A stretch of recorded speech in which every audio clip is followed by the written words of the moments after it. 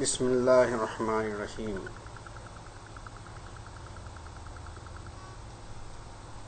الحمد للہ رب العالمین، والصلاة والسلام علی اشرف الانبیاء والمرسلین،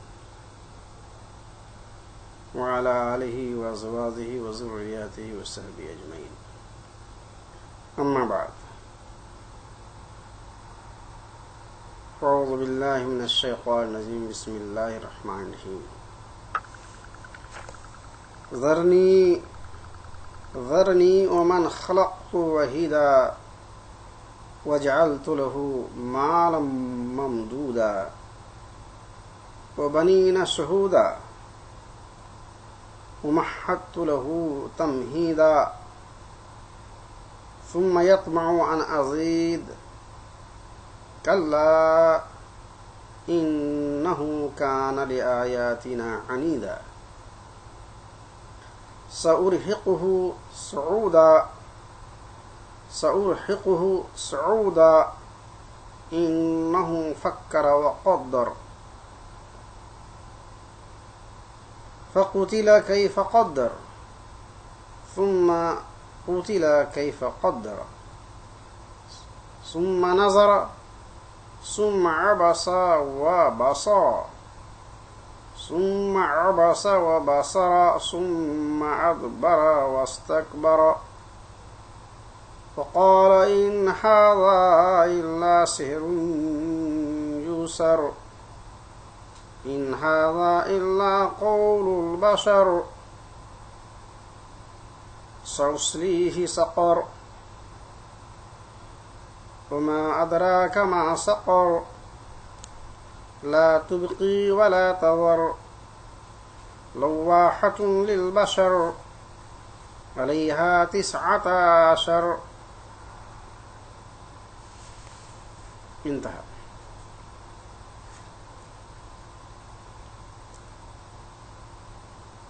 یہ چند آیات سورہ المدثر کے ہیں۔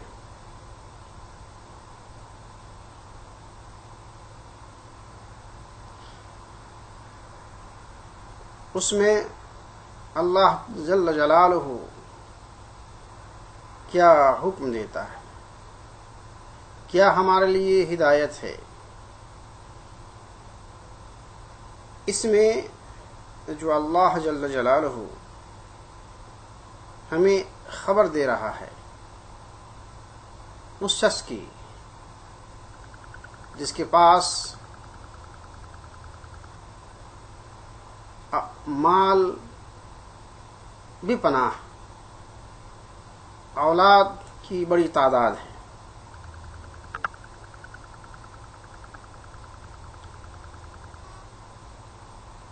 سیادت و قیادت بھی حاصل ہے،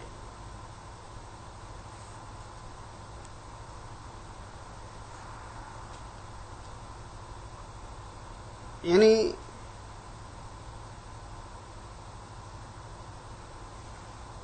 جہاں اسے مال کی برتری ہے، اولاد کی برتری ہے، وہاں اسے قیادت و سلطنت کی بھی برتری ہے، اس کے باوجود بھی، ساری قوت کے موجودگی کے باوجود بھی اسے اقتناع نہیں ہے، اسے خیر و شر کی تمیز نہیں ہے، برائی اور بھلائی کا معیار کھو گیا ہے، اسے یہ معلوم نہیں کہ وہ روزانہ جو کلام کرتا ہے، وقت کے شعراء جو کلام کرتے ہیں، اسی طرح حالات کے مطابق اوباش، مجنون اور پاگل لوگ جو کلام کرتا ہے، ان کے کلام میں اور اللہ جل جلالہ کی طرف سے نازل کردہ کلام میں اسے فرق کرنا نہیں آ سکا۔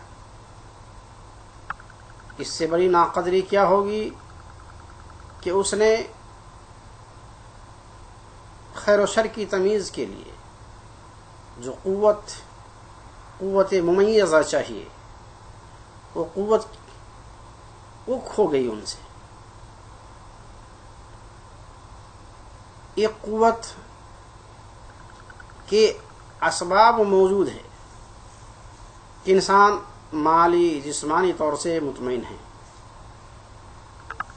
اور مساعدین کے لیے اعلی اولاد اور مساعدین اصحاب وسیرہ سب موجود ہیں. یعنی ساری قوتیں استدلال کی موجودگی میں صرف عقل کی قوت کا استعمال کرنا تھا. اس میں یہ لوگ مار کھا گئے. جہاں عقل کی قوت کا انہیں استدلال کرنا تھا اس میں یہ چک گئے. اس کے جو اسباب تھے وہ یہ تھے کہ وہ اصحاب جن کے ساتھ ان کا اٹھنا بیٹھنا تھا، وہ دوست یار جن کے ساتھ ان کا اٹھنا بیٹھنا تھا، وہ اس طرح کے عقل و شعور اور بالغ فکری اور کمال عقل سے عاری تھے.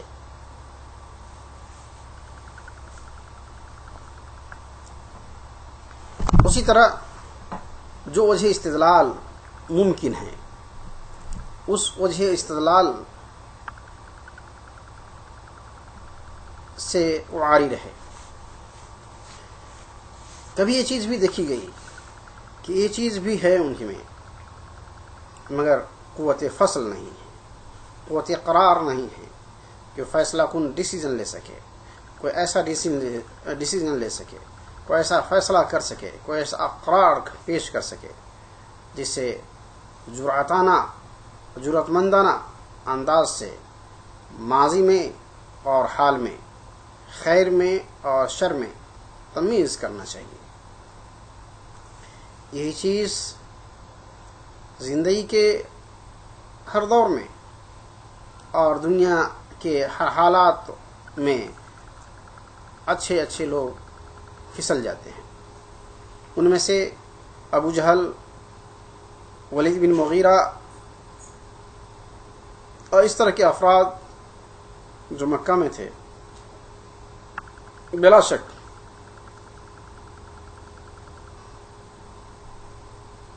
ان سارے اسباب و وسائل کی موجودگی میں یہ فیصلہ نہیں کر سکا کہ یہ وقتاً فوقتاً جو کلام اللہ نازل ہوتا ہے ایک ایسے شریف زادے کے اوپر، ایسے شخص جس کے خاندان اور اس شخص کی اپنی پوری زندگی لوگوں کے سامنے ہے، ایسے لوگوں کے ساتھ ایسے باوثوق ذریعے سے آنے والا پیغام کو لوگوں نے ٹھکرا دیا. اور اس کے لیے چونکہ ان کی مقبولیت بڑھتی جا رہی تھی، مکہ اور مکہ کے باہر کے لوگ سارے لوگ حلقہ اسلام میں داخل ہوتے جا رہے تھے، خفیتاً بھی اور علانیہ بھی لوگ اسلام قبول کر رہے تھے.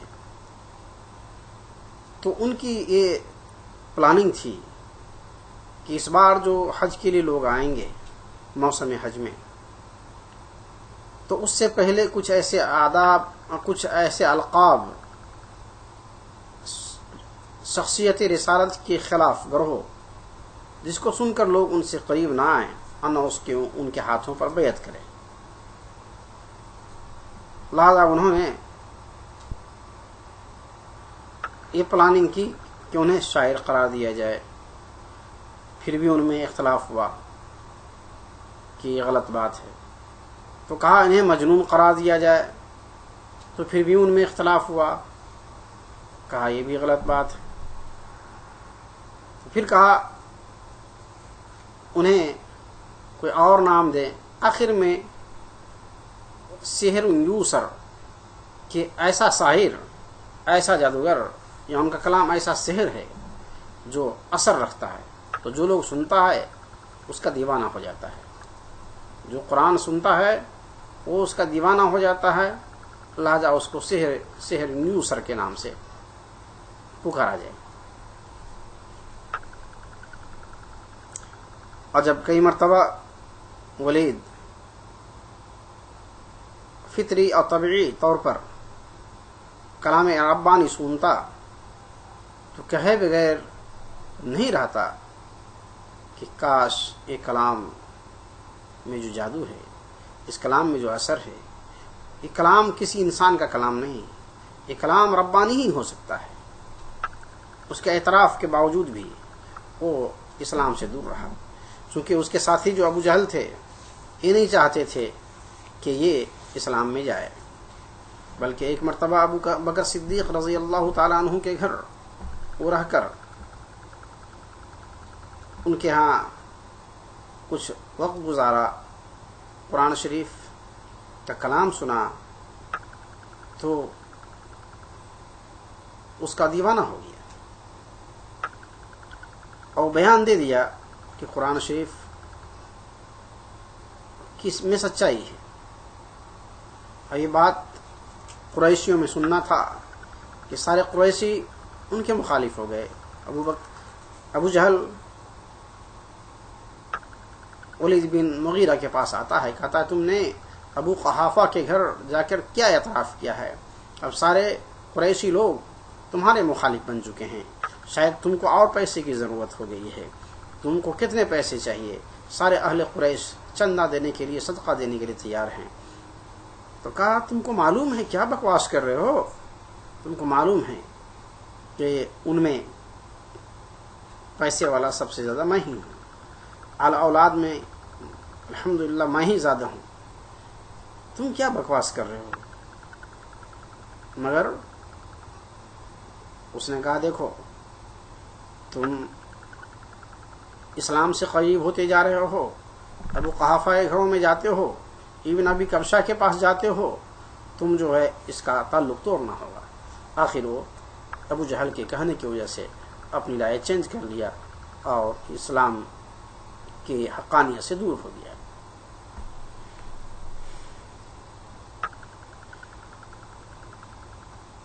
اس میں اور بھی بات بیان کی گئی ہے کہ صحابہ کرام رضوان اللہ علیہم اجمعین سے یہود لوگ مختلف قسم کے سوالیں کرتا تھا کہ بتاؤ جہنم میں کتنے داروغہ ہیں؟ ان لوگوں نے کہا کہ مجھے کیا معلوم کہ جہنم میں کتنے داروغہ ہیں. اچھا ٹھیک ہے، چاہتے ہو تو میں رسول اللہ صلی اللہ علیہ وسلم سے پوچھ کے بتاؤں گا. رسول اللہ صلی اللہ علیہ وسلم کے پاس آئے تو یہ آیت نازل ہوئی جس میں لکھا علیہا 19 اور کہ اس پر جو ہے 19 داروغہ ہے. اس کے علاوہ یہ روسا داروغہ ہے. اس کے علاوہ ایک مرتبہ ان لوگوں نے، یہودیوں نے مذاق اڑایا کہ صحابہ کرام سے کچھ پوچھو، جیسے کہ جنت کے تربت کے بارے میں کہ وہاں کی مٹی کیسی ہے، اس کے بارے میں پوچھا تو کہا مجھے معلوم نہیں. اللہ اس کے رسول کو اس کے رسول کو صلی اللہ علیہ وسلم کو معلوم ہوگا، ان سے پوچھ کے بتاؤں گا. تو کسی نے رسول اللہ صلی اللہ علیہ وسلم تک بات پہنچا دی. یہود کہتے ہیں کہ صحابہ سے پوچھتا ہوں کچھ تو وہ لوگ جواب نہیں دیتے ہیں، وہ کہتے ہیں رسول اللہ صلی اللہ علیہ وسلم سے پوچھوں گا. تو رسول اللہ صلی اللہ علیہ وسلم نے یہودیوں کو بلایا اور کہا تم لوگ ایسا سوال کرتے ہو صحابہ سے جس کا اس کو علم نہیں. تم کو کچھ سوال کرنا ہو مجھ سے کرو، اب نبی کا کام ہے سوال سننا اور اس کا جواب دینا. یہ لوگ تو نبی نہیں ہیں اور تمہارا سوال کہے گا جواب کیسے دے سکتا.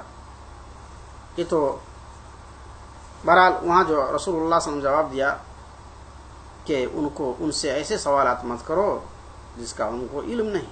اب جنت دوزخ کے بارے میں سوال کرتے ہو اور چاہتے ہو کہ صحابہ کرام جواب دے دے، یہ کیسے ممکن ہے؟ بہرحال یہودیوں کو اس کے سوال کا جواب دے دیے رسول اللہ صلی اللہ علیہ وسلم. آگے روایت آئے گی، اس روایت کی روشنی میں بتاؤں گا. اس کا ترجمہ کرتا ہوں. ذرنی ومن خلقت وحیدا، مجھے چھوڑ دو جس کو میں نے اکیلا تنہا پیدا کیا، یعنی وہ لوگ جو اللہ کی آیات کی بینات کی مخالفت کرتے ہیں، اس کے درمیان نہ میرے درمیان کوئی نہ ہو. اللہ تعالیٰ کہتا ہے وجعلت له مالا ممدودا، ہم نے اس کے لیے بے شمار مال تیار کر رکھا ہے، مالدار بنایا انہیں. وبنین شہودا، اور اولاد موجود ہیں سب. ومہدت له تمہیدا، میں نے اس کے لیے راستے آسان کر دیے ہیں.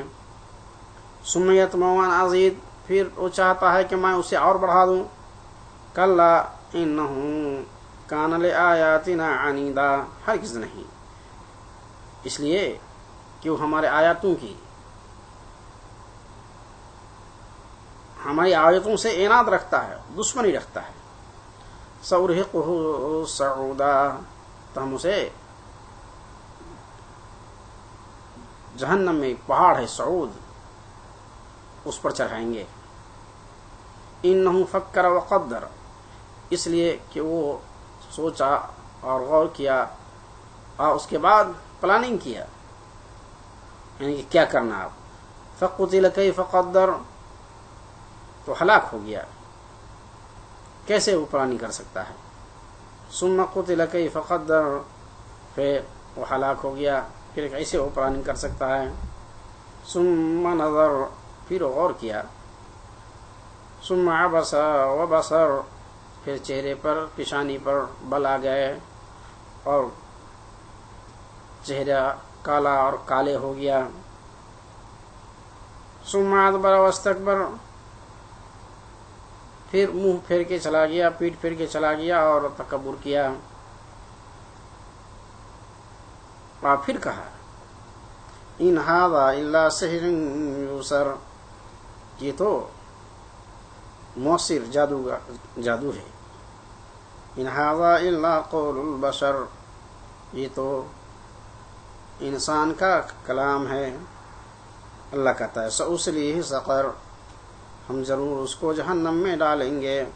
وما ادراک ما سقر، اور کیا معلوم کہ سقر کیا ہے، جہنم کیا ہے. لا تبقی ولا تذر، کوئی چیز نہ چھوڑے گا اور نہ کوئی چیز باقی رہے گی، یعنی جو چیز اس میں جائے گا اس کا انجام کیا ہوگا معلوم ہے. لواحۃ للبشر، یہاں پر ایک چیز کا ذکر کیا، لواحۃ للبشر، ان کے چمڑے سب جل جائیں گے. لواحۃ للبشر کا ذکر اس لیے بھی کیا، بشر کہ درد انسان کو صرف چمڑے ہی پر ہوتا ہے. چمڑے ہی کو اصل جلا کر تڑپانا ہے کہ انسان کو جلن طرب جہنم میں اس چمڑے کی وجہ سے ہوگا. چونکہ اللہ نے دیکھو چمڑا کا کام کیا، کوئی چیز چھو تو آپ کو احساس ہوتا ہے ٹھنڈا ہے، گرم ہے، کیا ہے، نہیں ہے. قرآن میں کہا ہے کہ جب چمڑا جل جائے گا تو اللہ تعالیٰ اس چمڑے کو دوبارہ بدل دے گا، نیا کر دے گا. پھر اس میں جو ہے عذاب ہوگی. یہ سلسلہ چالو رہے گا. علیہا 19، اور اس کے پاس 19 ہیں، یعنی 19 فرشتے ہیں جہنم کے اوپر. آگے چلتا ہوں. ذرنی ومن خلقت وحیدا، اب ظاہر سی بات ہے من خلقت وحیدا، جس کو میں نے اکیلا پیدا کیا، یعنی یا اکیلے پیدا کیا. ہر آدمی ماں کے پیٹ سے اکیلے ہی پیدا ہوتا ہے، یہ بھی مراد ہو سکتا ہے. جب نہ اس کو مال تھا، نہ پیسے تھا، نہ طاقت تھی، نہ ہوش، کچھ نہیں. اس وقت اللہ تعالیٰ نے انسان کو اس حالت میں پیدا کیا، پھر اس کو مالدار بنایا، اس کے پاس 1000 دینار یا 1,00,000 دینار تھا اس وقت، اور بہت بڑا اراضی اس کے پاس تھا جو اس کے قبضے میں تھا.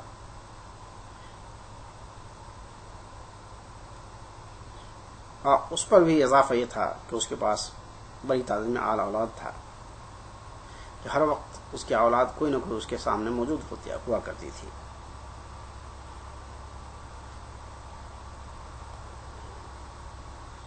تو کہتے ہیں کہ بنینا شہودا کا جو مفہوم ہے، یہاں مجاہد کہتے ہیں لا یغیبون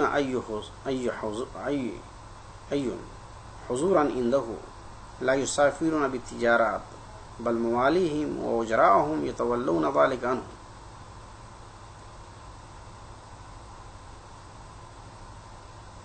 وهم قعود عند ابیہم یتمتع بہم ویتملی بہم. مجاہد کہتے ہیں کہ ان کی اولاد شہودن کا جو لفظ لگایا ہے، لا یغیبون، غائب نہیں ہوتے تھے، کہیں نہیں جاتے تھے، اپنے والد کے پاس ہمیشہ رہا کرتے تھے، اور نہ تجارت کے لیے سفر کرتے تھے، تجارت کے لیے بھی سفر نہیں کرتے تھے، بلکہ تجارت کے کام اس کے موالی اور ان کے اجرا یعنی اس کے مزدور وہ لوگ سنبھالتے تھے.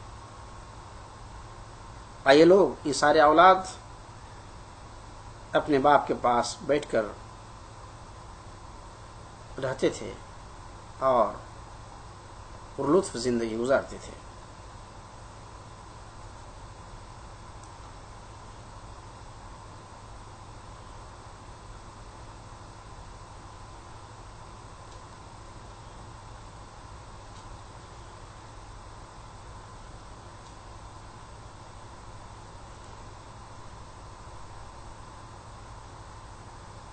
صدی ابو مالک عاصم بن عمر بن قتادہ ایسا فرماتے ہیں کہ ان کی اولاد 13 تھی. ابن عباس و مجاہد کہتے ہیں کانوا عشرۃ کہ وہ لوگ 10 تھے. هذا ابلغ فی النعمہ وهو اقامتهم عنده.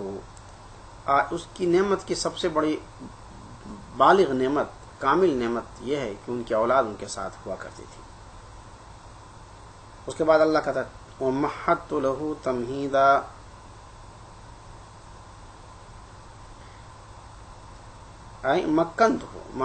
مکنتو میں نے انہیں مختلف قسم کے مال و اساس پر قدرت دے رکھا تھا.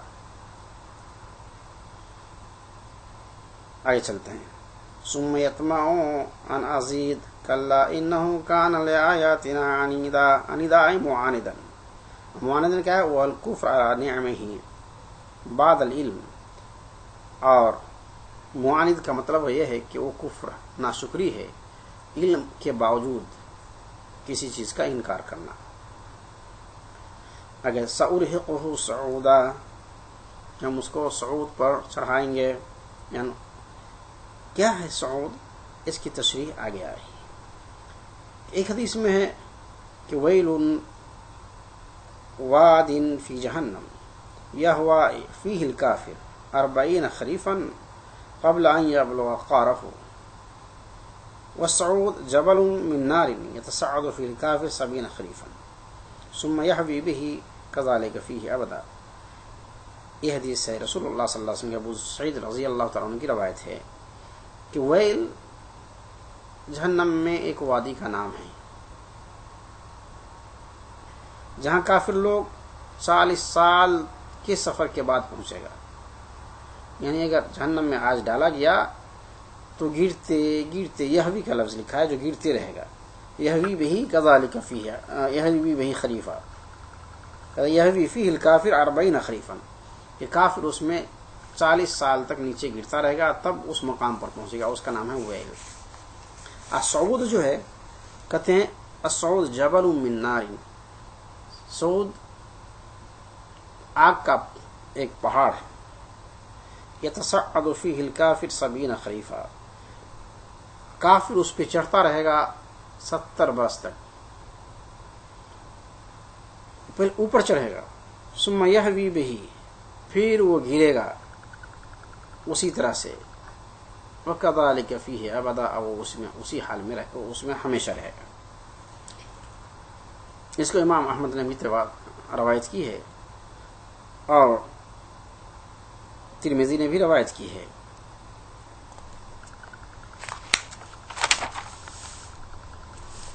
اور ترمذی نے کہا کہ حدیث جو ہے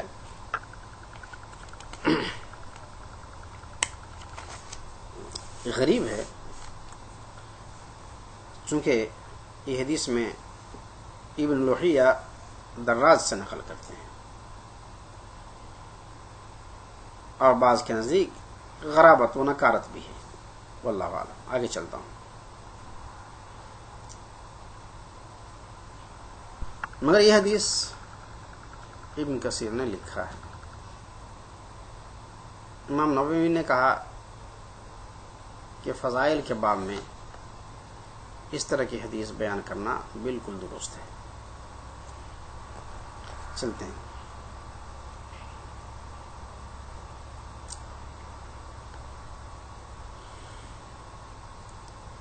ایک اور روایت میں جو ابن ابی حاتم نے روایت کی ہے، وہ سعید سے مروی ہے، جس میں رسول اللہ صلی اللہ علیہ وسلم کا ارشاد گرامی ہے، ان نبی صلی اللہ علیہ وسلم سأرهقه صعودا قال هو جبل في النار من نار يكلف أن يصعده إذا وضع يده ضابط وإذا رفع عادت فإذا وضع رجله ضابط وإذا رفع عادت، رواه البزار وابن جرير من حدیث شریک بھی۔ رسول اللہ صلی اللہ علیہ وسلم فرمایا سأرهقه صعودا، صعودا یہ کیا ہے؟ صعود جہنم میں آگ کا ایک پہاڑ ہے جہاں کافروں کو چڑھنا ضروری ہوگا۔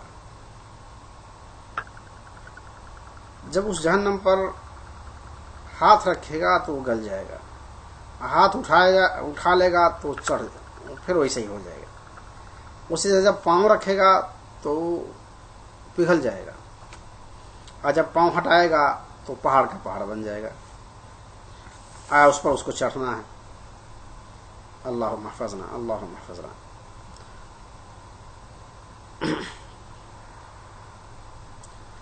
قتادہ نے ابن عباس رضی اللہ تعالیٰ عنہ سے روایت کی اسی سلسلے میں کہ صعود کیا ہے۔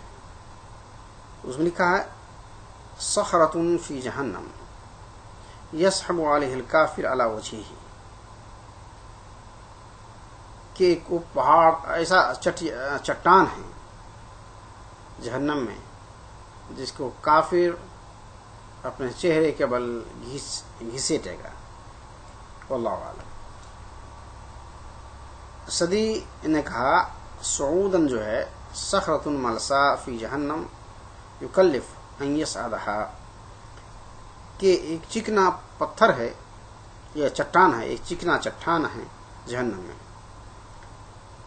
جس کے اوپر چڑھنا مکلف کر دے گا، اس کے اوپر ذمہ داری دے دے گی، اس کے اوپر چڑھنا ہے۔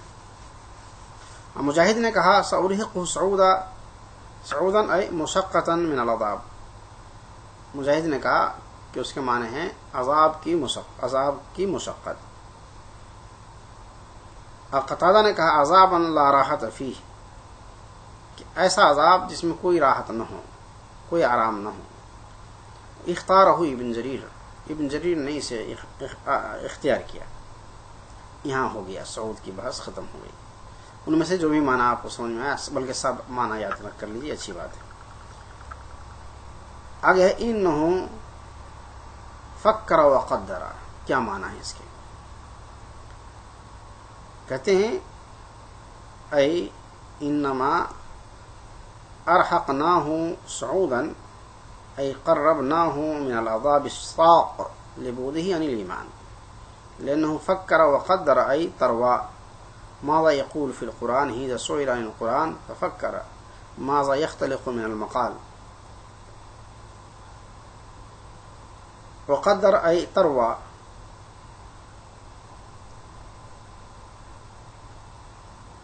کہ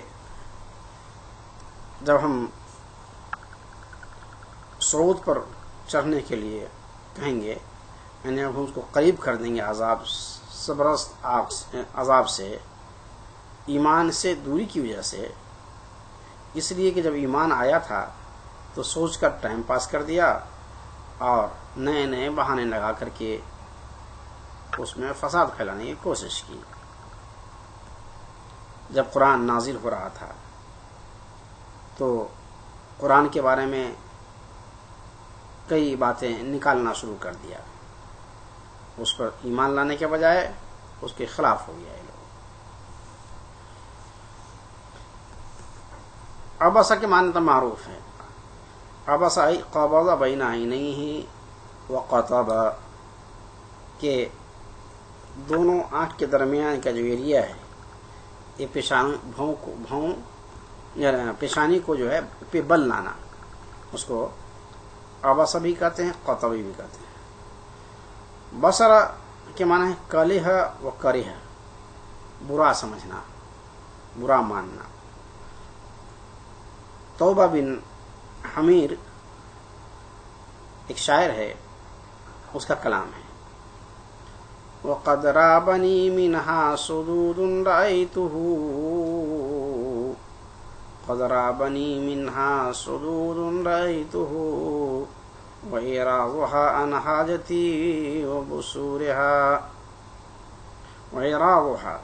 حَاجَتِي وَبُصُورِهَا.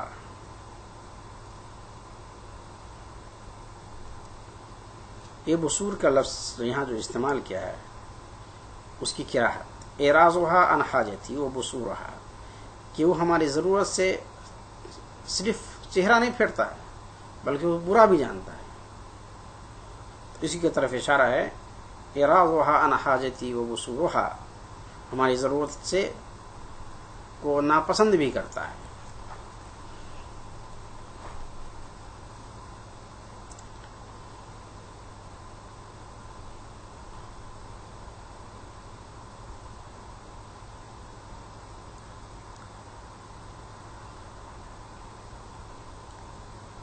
آگے ہے ادبر واستکبر، اس کے معنی تو معروف ہے.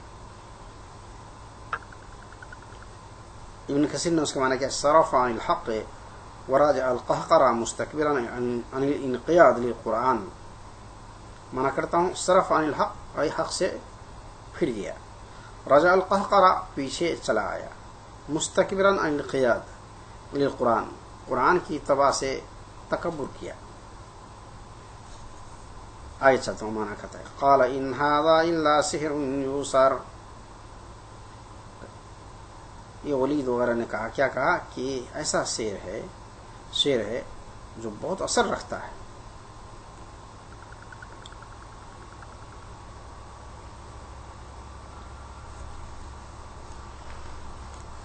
اس کے بارے میں کثیر کیا لکھتے ہیں، هذا سحر ينقله محمد عن غیرہ ممن قبلہ ویحکیہ عنہ، کہ یہ وہ قول ہے جو محمد صلی اللہ علیہ وسلم دوسروں سے نقل کرتے ہیں اور دوسری کی طرف سے بیان کرتے ہیں. لا حول ولا قوت. اس لیے مغیرہ المخزومی من احد رؤساء قریش لعنہ اللہ، یہ کون کہا ان ھذا الا قول البشر ان ھذا الا سحر یوسر، یہ کہنے والا ہے ولید بن مغیرہ المخزومی.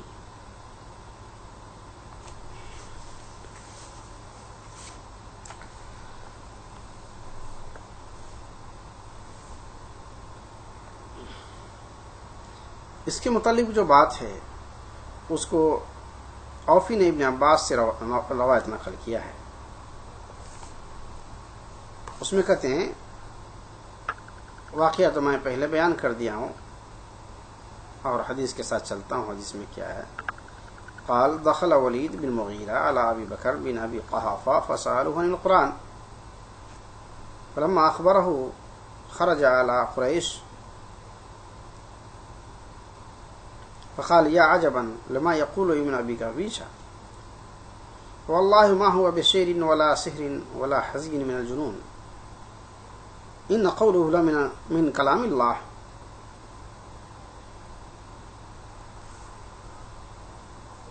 ولید بن مغیرہ جب ابو بکر صدیق رضی اللہ تعالیٰ عنہ کے گھر گئے، آج جب قرآن شریف کے پاس ان بارے میں پوچھا گیا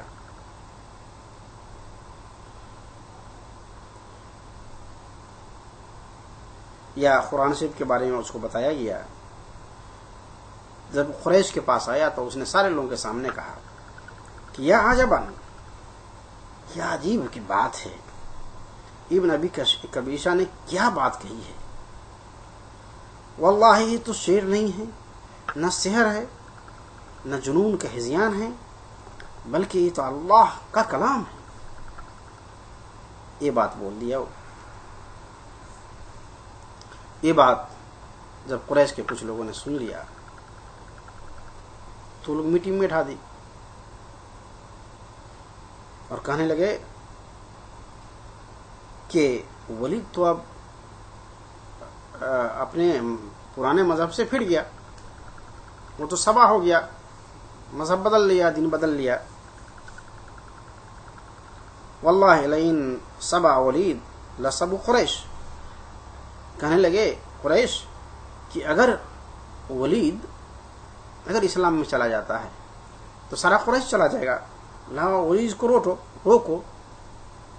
جب یہ بات ابو جہل نے سنا، ابو جہل بن ہشام، تو کہا انا واللہ اکفیکم شانہ فانطلق حتی دخل علیہ بیتہ. کہتے ہیں میں اکیلا اس معاملے کے لیے کافی ہوں، لہذا وہ ولید کے گھر گیا ابو جہل اور ولید سے کہا الم تر الی قومک قد جمعوا لک صدقہ. تمہیں معلوم نہیں کہ تمہارے قوم کے لوگ قریش والے تمہارے لیے صدقہ جمع کر رہے ہیں؟ تو ولید نے کہا الست اکثرهم مالا وولدا. کیا میں ان سارے قریش میں مال کے لحاظ سے اولاد کے لحاظ سے سب سے زیادہ نہیں ہوں؟ تو ابو جہل نے اس کو کہا کہ وہ لوگ بات کرتے ہیں کہ تم ابن ابی قحافہ کے گھر جاتے ہو، وہاں کھاتے ہو، تم کو پیسے، ان کہنے کا مطلب تمہارے پاس پیسے کی کمی ہو گئی. تو ولید نے کہا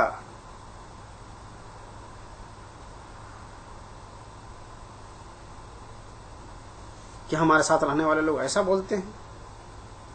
تب وہاں پر وہ قسم کھاتا ہے ولید بن مغیرہ المخزومی، واللہ فلا واللہ لا اقرب ابن ابی قحافہ ولا عمر ولا ابن ابی قبیصہ، کہ میں نہ ابو قحافہ یعنی ابو بکر کے پاس جاؤں گا، نہ عمر کے پاس جاؤں گا، اور نہ ابن ابی قبیصہ کے پاس جاؤں گا. ابن ابی قبیصہ اس مراد محمد صلی اللہ علیہ وسلم. اور اس کے بعد کہا وما قولہ الا سحر یوسر. سحر یوسر کہ ان کا قول تو ایسا سحر جادو ہے جو اثر رکھتا ہے. اس پر اللہ تعالیٰ نے یہ آیت نازل فرمائی ذرنی ومن خلقت وحیدا آخر تک، ولا تبقى ولا تذر تک. قتادہ کہتے ہیں جو لوگوں نے خیال کیا کہ اس نے کہا واللہ لقد نظرت فيما قال الرجل فإذا هو ليس بشيء إن له لحلاوة وإن عليه لطلاوة وإن ليعلو ما يعلى عليه ما أشك أنه سحر فنزل الله تعالى. یعنی قتادہ کے مطابق انہوں نے جو یہ کہا کہ قسم خدا کی جب اس شخص نے جو بتایا ہے اس کے بارے میں غور کرتا ہوں قرآن کے بارے میں تو یقیناً وہ نہ شعر ہے بلکہ اس میں بہت حلاوت و طلاوت و تازگی اور مٹھاس ہے. ان لیعلو ما یعلی علیہ، یہ ایسا کلام ہے جو غالب ہو کے رہے گا، ولا یعلی علیہ، اور اس پر کوئی دوسرا غالب نہیں آ سکتا، اور مجھے کوئی شک نہیں کہ وہ شعر ہو۔ اللہ تعالی نے نازل کیا فقتل کیف قدر، فقتل کیف قدر، وہ ہلاک ہو گیا۔ تو ان کو جب اتنی بات معلوم تھی تو اس کو اس کا اقرار کرنا چاہیے کہ وہ اللہ کا کلام ہے، نہ کہ اس کے اور معنی مفہوم نہیں کرنا چاہیے۔ اللہ آگے چلتا ہوں۔ عبس و بصر، اس کے معنی تو اوپر گزرا ہے، اور اس شعر کے ساتھ اس کا گزرا ہے۔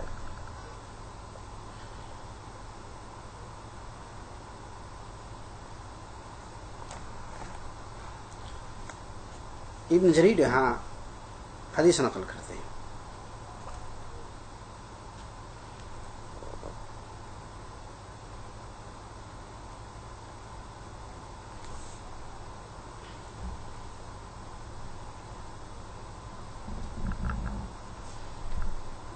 حدیث کے کلمات یہ ہیں: ان اکرما ان ولید بن مغیرہ جاء الى النبی صلی اللہ علیہ وسلم فقرأ علیہ القرآن فكانه رق له فبلغ ذلك أبا جهل بن هشام فأعطاه فقال أي عم إن قومك يريدون أن يجمعوا لك مالا، قال فلما؟ قال يعطونكه فإنك أتيت محمدا تتعرض لما قبله، قال قد علمت قريش أني أكثرهم مالا، قال فقل فيه قولا يعلم قومك أنك منكر لما قال وأنك كاره له، قال فماذا أقول فيه؟ فوالله ما منكم رجل عالم بالأشعار مني ولا عالم برجزه ولا بقصيده ولا بأشعار الجن، والله ما يشبه الذي يقول شيئا من هذا، والله إن لقوله الذي يقوله لحلاوة، وإنه ليحتم ما تحته، وإنه ليعلو ما يعلى، وقال والله لا يرضى قومك حتى تقول فيه، قال فدعني أنا حتى أتفكر فيه، فلما فكر قال إن هذا إلا سحر يوسر عن غيره، فنازلت ذرني من خلقت وحيدا حتى بلغ 19۔ اس حدیث میں واقعہ تو پہلے سنا دیا، اس میں یہ بتایا کہ اکرامہ فرماتے ہیں کہ ولید بن مغیرہ جب رسول اللہ صلی اللہ علیہ وسلم میں آئے، رسول اللہ صلی اللہ علیہ وسلم نے قرآن سنایا تو وہ پسیج گیا اور کہہ اٹھا کہ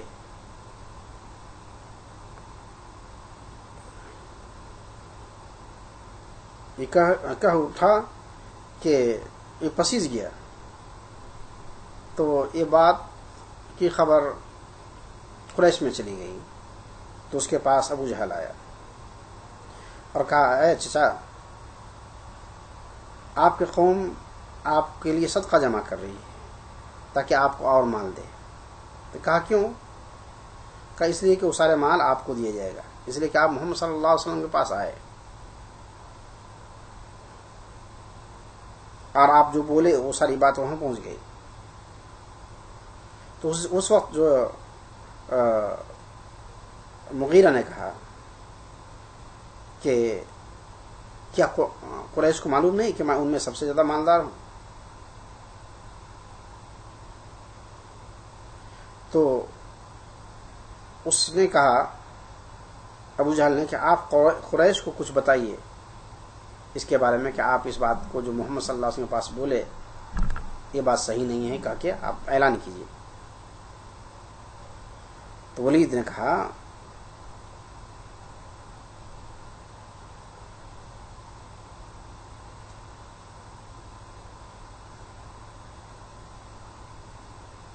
کہ قسم خدا کی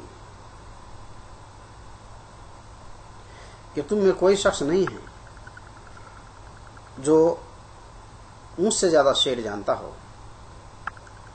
اشعار جانتے ہو، رجز جانتے ہو، قصیدہ جانتا ہو، اور جنوں کو پھانسنے والے اشعار جانتے ہو، یہ ساری چیز کا ماہر میں ہوں.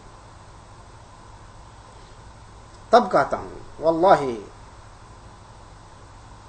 یہ جو کلام ہے جو میں نے سنا ہے وہ ان ساری چیزوں سے مشابہت نہیں رکھتی ہے، نہ جن کے کلام ہیں، نہ اشعار ہیں، نہ نظم ہے، نہ قصیدہ ہے، یہ کسی کلام سے مطابقت نہیں رکھتا ہے.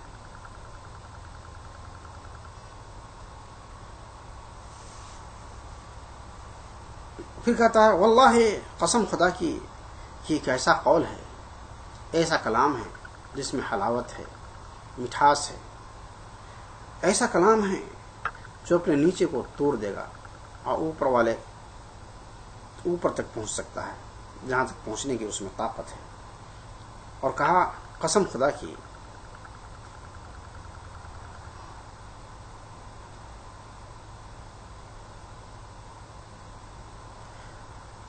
اس کے بعد یہ جب بات ولید بن مغیرہ کی آئی تو ابو جہل نے کہا آپ ضرور کچھ نہ کچھ بات اپنے قوم کے لیے میسج دیجئے تاکہ جو ہے لوگ سمجھے کہ آپ اس کے مذہب میں نہیں آ گئے، اسلام میں نہ داخل ہو گئے، اس بات کے انکار کے لیے آپ کچھ نہ کچھ کہیے. تب اس نے کہا کہ تھوڑا مجھے ٹائم دو کہ میں سوچوں. تب اس نے کہا کہ انہو سحر یوسر، کہ ایسا سحر ہے جو اثر رکھتا ہے. اسی پر یہ آیت نازل ہوئی جتنی آج پڑھی گئی، یعنی ذرنی ومن خلقت وحیدہ سے 19 تک، یعنی آیت نمبر 30 تک.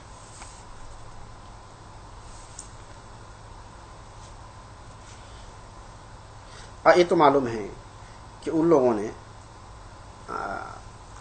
حج کے موقع سے لوگوں کو روکنے کے لیے کچھ ایسے القاب جو رسول اللہ صلی اللہ علیہ وسلم کے لیے بولے جس سے لوگ ان کی بات سے یقین نہ کرے، ان سے ان کی بات نہ سنیں، اس طرح کی پلاننگ کر چکا تھا، جیسا کہ ابن کثیر نے یہاں بھی بیان کیا، اس سے پہلے بھی بیان کیا ہے. تو اس بات کو اجمالاً اتنا کافی ہے. آگے چلتا ہوں. ساسلی ہے سقر، میں اس کو جہنم میں سقر تو جہنم میں ڈالنے کو کہا جاتا، جہنم کا نام ہے.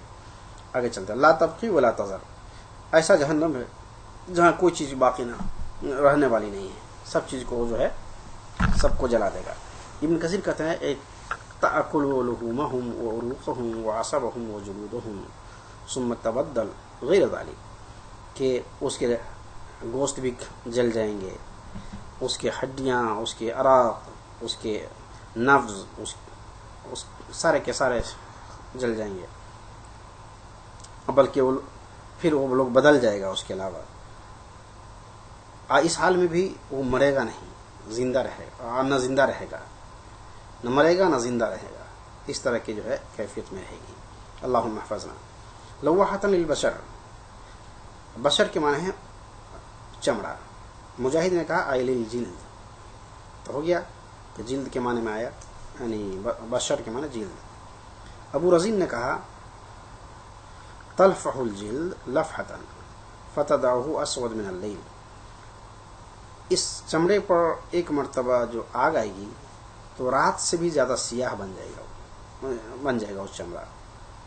زید بن اسلم نے کہا تلوح اجسامہم علیہا، کہ جسم کو اٹھا کے اس آگ پر اس کو دکھایا جائے گا. قتادہ نے کہا لواحۃ للبشر ای حراقۃ للجلد، جلد کو جلانے والا. آگے چلتا ہوں. ابن عباس نے کہا تحرق بشرۃ الانسان، کہ انسان کے جلد کو جلا دے گا.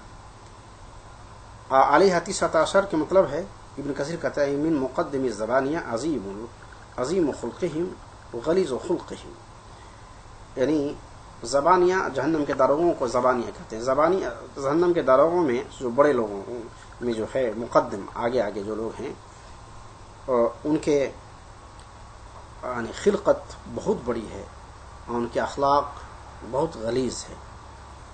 اللہ آگے چلتا ہوں. ابن ابی حاتم کی روایت آگے نے ابن کثیر نے نقل کیا ہے عن البراء فی قوله تعالی علیہ 19 قال ان رحتا من اليہود سألوا رجلا من أصحاب رسول الله صلى الله عليه وسلم عن خزنة جهنم فقال الله ورسوله أعلم. فجاء الرجل فأخبر النبي صلى الله عليه وسلم فأنزل الله تعالى عليه حين ساعة إذن عليها 19 فأخبر أصحابه وقال ادعوهم أما إني سائلهم عن تربة الجنة إن آتوني أما إنها در مكة بيضاء. فجاءوه فسألوه عن خزنة جهنم فهو بأصابع كفيه مرتين وإمساك الإبهام في الثانية ثم قال أخبرونا عن تربة الجنة فقال أخبرهم يا ابن سلام فقال كأنها خزنة بيضاء خبزة بيضاء. فقال رسول الله صلى الله عليه وسلم أنا إن الخبز إنما يكون من الدرم. ترجمہ ہے برا سے روایت ہے. حضرت برا فرماتے ہیں کہ اللہ تعالیٰ کے قول کے بارے میں یہودیوں نے کی ایک جماعت نے صحابہ میں سے کسی شخص سے پوچھا کہ جہنم کے دراؤں کے بارے میں، تو انہوں نے کہا اللہ اس کے رسول جانتا ہے بہتر. وہ شخص رسول اللہ صلی اللہ علیہ وسلم کے پاس آیا اور خبر دیا تو اس وقت نازل ہوئی آیت علیہ 19 کہ اس پہ جو ہے 19 در ہوا ہے. پر جب اس شخص نے صحابہ نے خبر دے دی اس کو،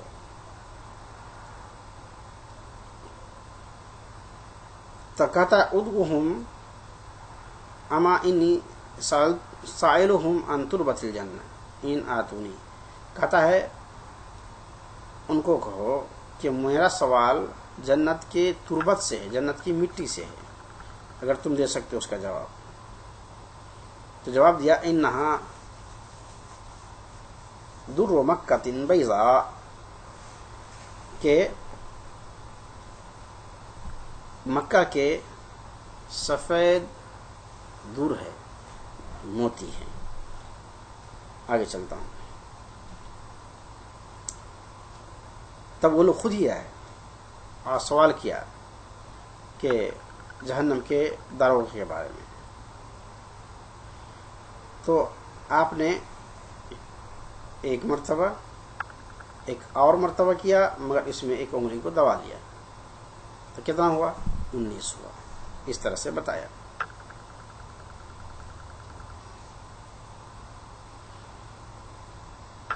پھر کہا کہ جنت کے تربت کے بارے میں بتائیے. تو رسول اللہ صلی اللہ علیہ وسلم کہ ابن سلام کو کہ تم بتاؤ اس کو. تو کہا کہ سفید روٹی کی طرح ہے. یہ روایت جو کہ یعنی حضرت برا نے روایت کی ہے، مگر مشہور جو ہے یہ روایت حضرت جابر بن عبداللہ رضی اللہ تعالیٰ عنہ سے روایت ہے. اور وہ روایت یہ ہے جاء رجل الى النبي صلى الله عليه وسلم فقال يا محمد غلب اصحابك اليوم فقال باي شيء؟ قال سألتهم يهود هل عالمكم نبيكم اذا خزنة اهل النار؟ قالوا لا نعلم حتى نسأل النبي صلى الله عليه وسلم. فقال رسول الله صلى الله عليه وسلم اغلب قوم يسألون عما لا يعلمون وقالوا لا نعلم حتى نسأل نبينا صلى الله عليه وسلم ألا بأعداء الله لكنهم قد سألوا نبيهم أن يريهم الله جهرة فأرسل إليهم فدعاهم وقالوا يا أبا القاسم كم عدة خزنة أهل النار؟ قال هكذا وطبق كفيه وطبق كفيه ثم طبق كفيه مرتين وأقضى واحدة وقال لأصحابه إن سئلتم عن تربة الجنة فهي ردم. فلما سألوا فأخبرهم بعدة خزنة أهل النار فقال لهم رسول الله صلى الله عليه وسلم ما تربة الجنة؟ فنظر بعضهم إلى بعض فقالوا خبزة يا أبا القاسم فقال الخبز من لدم. هكذا رواه الترمذي عند هذه الآية عن ابن عمر عن سفيان به. وقال وهو البزار لا يعرف إلا من حديث مجالد وقد رواه الامام احمد عن علی بن مدینی عن سفیان بنقصه الدرمک فقط. ترجمہ یہ ہے، ترجمہ اب اوپر جیسی ہے، تھوڑا تشریح کر دیتا ہوں ترجمہ.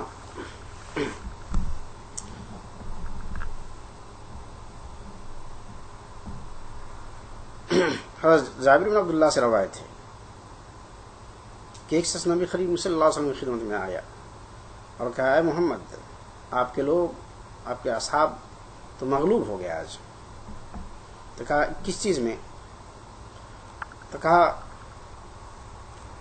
کہ یہود نے ان سے سوال کیا کہ تمہارے نبی نے تمہیں جہنم کے داروغہ کے بارے میں کتنی عدد بتائی ہے؟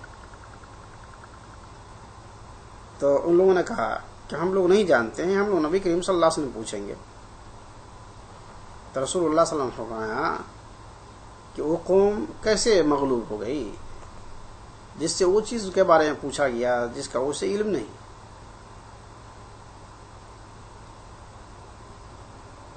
اس لیے ان لوگوں نے کہا کہ ہم لوگ نہیں جانتے ہیں، حتیٰ کہ رسول اللہ صلی اللہ علیہ وسلم پوچھ لیں. یہ ہمارے دشمنوں کے اوپر غور کرنے کی بات ہے کہ ان لوگوں نے اپنے نبی سے، موسیٰ علیہ السلام سے پوچھا کہ ان کو اللہ تعالیٰ کھلم کھلا دکھا دے، تو اس کے اوپر عذاب آیا جب ان کو اوپر بد دعا کر دی گئی. پھر ان یہودیوں نے کہا، ابو القاسم، کہ اہل نار پر، اہل جہنم پر کتنے داروغہ ہیں؟ تو رسول اللہ صلی اللہ علیہ وسلم نے یوں فرمایا، اپنے یہ فرمایا اور پھر ایک مرتبہ اور کر کے ایسے کر لیا، انگلی انگوٹھا کو دبا دی، اس طرح سے اس کو بتا دیا. پھر اپنے اصحاب سے فرمایا، اگر تم سے پوچھا جائے جنت کی تجربہ کے بارے میں تو کہو یہ تمہارا ردمک ہے. جب پوچھا گیا ان سے تو ان لوگوں نے جہنم کے داروغوں کے بارے میں بتا دیا ان کی کتنی تعداد ہے. اور رسول اللہ صلی اللہ علیہ وسلم سے جنت کے تربت کے بارے میں پوچھا گیا، اس کے بارے میں بتا دیا گیا.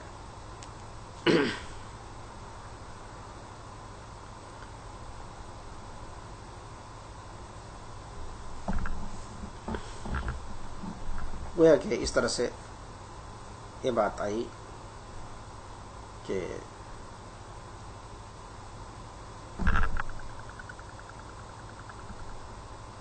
اس چیز میں کہ بس حقائق آنے کے بعد انسان کو نہ قبول کرنا یہ سب سے بڑا مسئلہ ہے، اس زمانے کا بھی اور اس زمانے میں بھی. اور یہی انسان کے لیے سب سے خطرناک چیز ہے. وہ بزدل آدمی ہے جس کو حقائق کا علم ہو جائے اور پھر اس کا اقرار نہ کرے. اس سے تو زیادہ جواب مرد وہ شخص تھا جو ولید بن مغیرہ تھا، اسلام نہیں قبول کیا لیکن حقائق کا اقرار کیا. آج بھی بہت سے لوگ دنیا میں ہیں، ویسٹ اور ایسٹ میں، جو ایمان نہیں لاتا ہے مگر اسلام کے حقائق کا اقرار کرتا ہے، مگر اپنے میں تبدیل کرنے کی ان میں صلاحیت نہیں ہوتی ہے، مگر اتنی جرأت کرتا ہے کہ وہ حقائق کو تسلیم کر لے. یہ چیز، اس کا حساب ہوگا اللہ کے پاس کہ علم آ گیا، سچائی آ گئی، اس کو تسلیم اور اس کا اعتراف نہیں کیا، اور اس سے بڑا کام یہ ہے کہ وہ اس کو اپنا لیا. تو اگر سچائی آ جائے تو اس کو اپنانا چاہیے. اللہ تعالی ہمیں مسلمانوں میں جو خامیاں ہیں اس کو دور کرنے کی توفیق عطا فرمائے، اور جو اچھائیاں ہیں اس کو بار بار کرنا چاہیے. اسی پر آج کی اس بات کو ختم کرتا ہوں. وآخر دعوانا الحمدللہ رب العالمین.